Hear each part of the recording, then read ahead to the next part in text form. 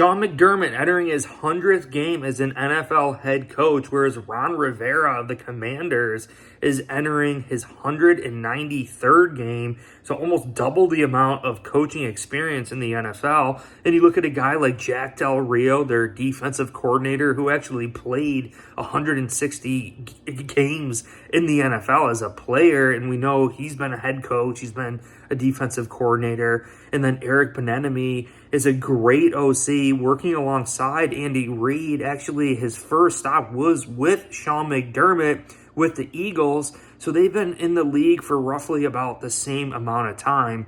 So you couple that with all the experience that the Commanders have on their coaching staff compared to what Sean McDermott has being the head coach and defensive coordinator. Ken Dorsey really only in year 2 as an OC for the Buffalo Bills. Prior years in the NFL, a quarterback coach.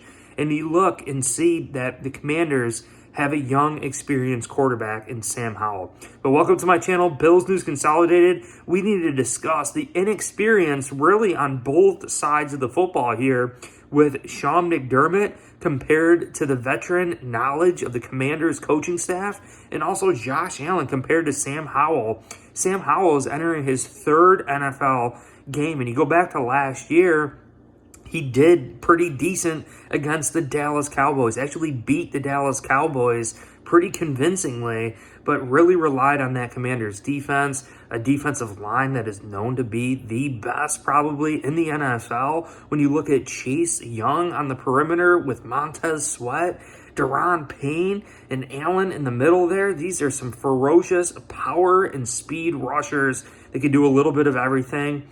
And, you know, Buffalo really has to watch out for that. But we're talking about Sam Howell, right? Sam Howell last week threw to 10 different targets and completed a pass to 10 different receivers. Josh Allen threw to 9 different targets, 9 different receivers. So it just shows you the progression of Sam Howell as a young quarterback, now entering his 4th NFL game ever. You know, he's spreading the ball around like Josh Allen, you know, and that really signals a big time thing for Sam Howell to be a great quarterback in this league. He's got maneuverability too. Like, he can scramble, he could extend plays.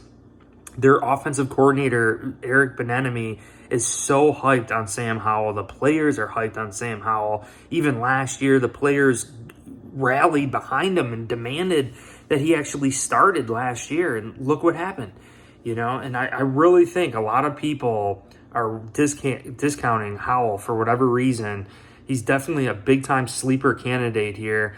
He does a great job, and he's got a strong arm, does just a little bit of everything. And most important thing, London Fletcher, ex-Buffalo Bill linebacker, was talking about Howell, who's now an insider for the Commanders, was saying, like, he doesn't take chances. Like, he's not going to risk the football. He doesn't turn the ball over, and he just does an excellent job. He's kind of like a Brock Purdy type with the 49ers. Just, he's got a strong enough arm. He can make all the throws, but he's going to take care of the football, really rely on that defense, on their strong running game.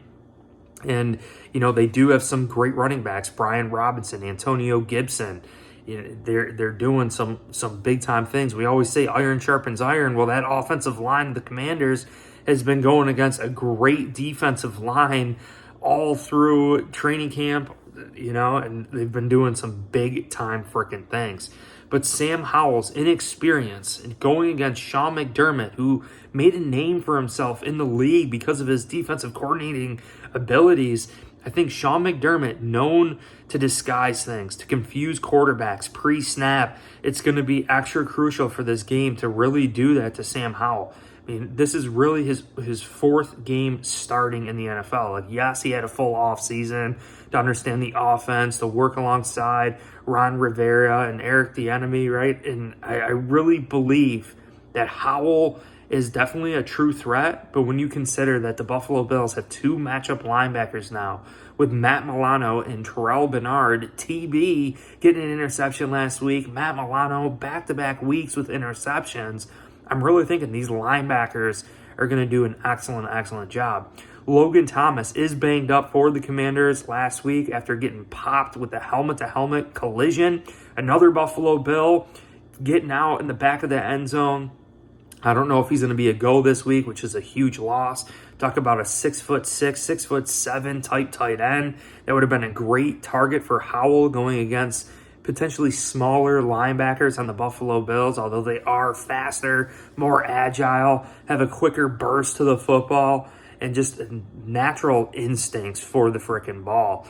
So the Bills really need to depend on that, to depend on Sean McDermott, pre-snap confusion, and also bring the heat. Bring the heat. Disguise blitzes, delayed blitzes, stunning at the line of scrimmage. You know, Greg Rousseau playing on the right side, on the left side.